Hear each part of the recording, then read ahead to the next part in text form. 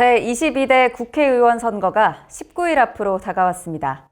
전국이 총선 열기로 뜨거워지고 있는데요. 교회 역시 예외일 리 없습니다. 선거 때마다 입방아에 오르는 목회자와 교계 인사들의 소식이 한국교회의 이미지를 실추시키곤 했는데요. 목회자는 물론 일반 신자도 주의하지 않으면 선거법 위반으로 처벌될 수 있다고 합니다. 김희돈 기자가 보도합니다. 180석이 지금 국회의원 하고 있거든, 좌파들이. Right now we would have 이거는 180 seats in the left. 건국 후에 없었던 일이야. And after the Constitution, 앞으로도 영원히 있을 수 the founding 없어. of our nation, we have never seen this kind of a scene. 선거를 앞두고 목회자가 공적 자리에서 특정 후보나 정당에 대한 지지성 발언을 하는 경우가 적지 않습니다. 교인 중 선거 후보자가 있다면 노골적으로 표를 구하기도 합니다. 명백한 선거법 위반입니다.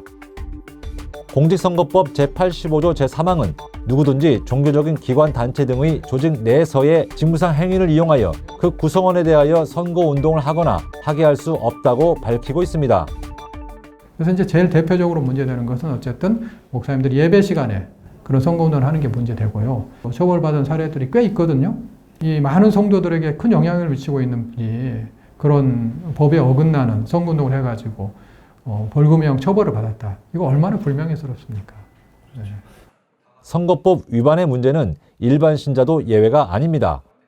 최근 SNS의 활용이 크게 늘면서 정치 관련 가짜뉴스가 빠르게 퍼져나가고 있습니다. 신자 중 상당수가 사실 확인도 하지 않은 채 특정 후보의 명예를 훼손하는 가짜뉴스 생산에 참여합니다. 이 역시 선거법 위반입니다.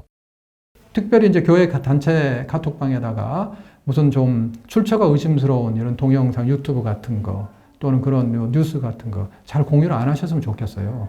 그게 퍼져나가면은 나중에 뭐 후보자 비방죄라든지 이런 걸로 처벌받을 수도 있고 또 그 다음에 이 카톡방에 그런 걸 올라오는 것을 불편하시는 분도 있거든요.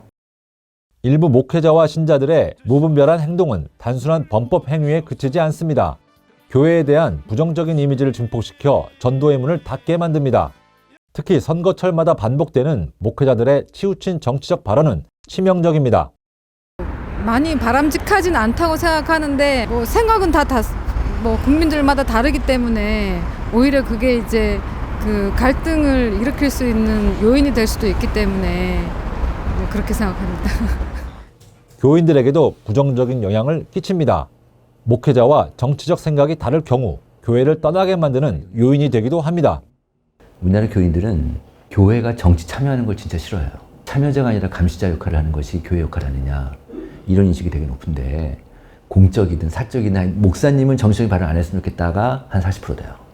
교회 이동하는 이유를 보면은 그 교회 정치적 이념 때문에 그런 이유가 상위권에 나와요. 항상 나옵니다. 네. 이처럼 목회자의 정치적 발언이 교인들에게 큰 영향을 미칩니다. 교인들 간 갈등이 빚어지기도 합니다. 총선을 앞두고 교회의 현실 정치에 대한 성찰과 성숙한 안목이 시급한 이유입니다.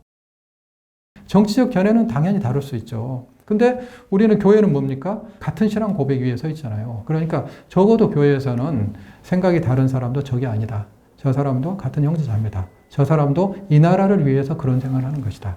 이걸 가졌으면 좋겠습니다. CTV 뉴스 김희돈입니다.